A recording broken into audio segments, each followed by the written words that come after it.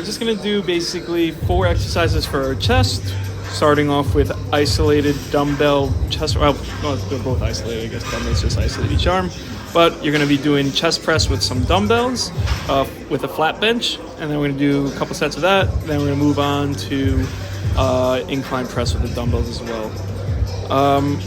I'm really trying to focus here on contracting my left pec and really going nice and slow on these and not trying to, try to just bang them out. I'm trying to really concentrate on the muscle working. And you can see there my left arm kind of wobbles out. So really trying to focus on getting that nice and controlled. Yep, still wobbling there, but nothing that time can't fix. So here's a different angle. So we're just gonna do the same exact thing.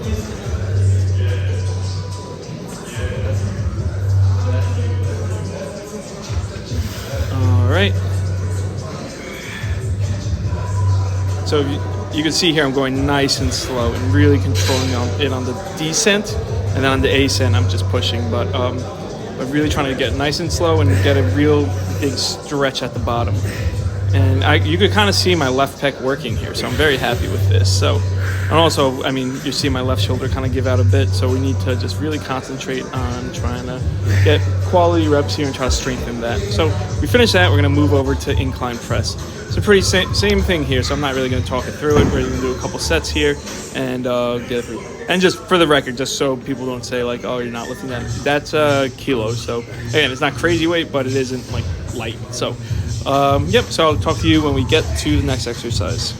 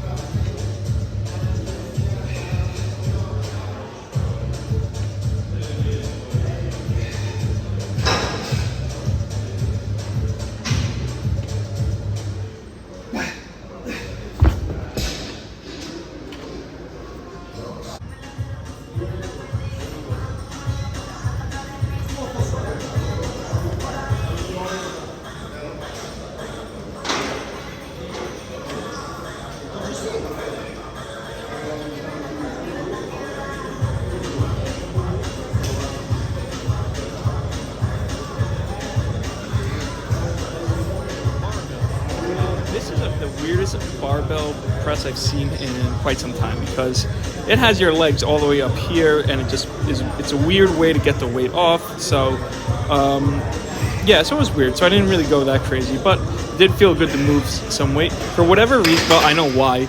It does feel better on my left arm doing this incline press.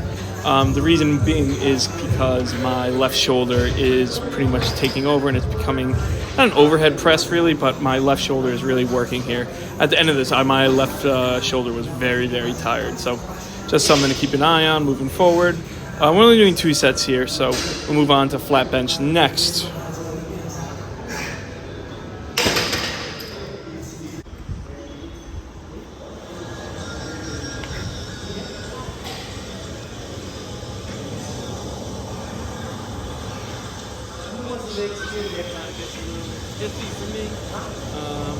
So 225 felt really good, so I decided to go push it a little bit more.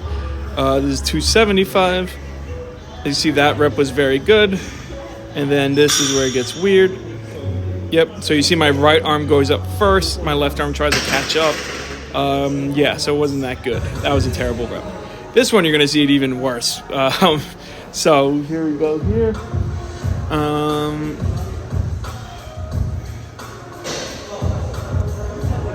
The setup is good and everything too, so now I'm just kind of curious of where it goes wrong, because this is going to be pretty much the first time I watch this as well.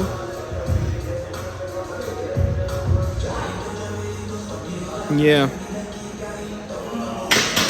So good news is I got the rep up. Bad news is it looked terrible. So we're finished with the chest, so now we're just going to completely spam our back. The key here is to go nice and slow and controlled. So we're going to do outer super wide grip. We're going to get that closer, like kind of a neutral grip, and then we're gonna get closer, then we're even get finally the closest. So it's gonna be 4 total sets, nice and slow. You can see I'm trying to really control it at the bottom there, and feel the reps. So the weight is very, very manageable. What's important is to get a good squeeze at the bottom and then a good pull, a good muscle stretch at the top. And then at the bottom, what I'm trying to do is I'm trying to tense up when I contract and really focus on my left rhomboid and my left rear delt really working on getting contractions there. Because my right arm's fine and I see it, so that's fine. I think this angle is going to do it. I should film more from the back or the left, but regardless. So same concept here, we're just going to pull down.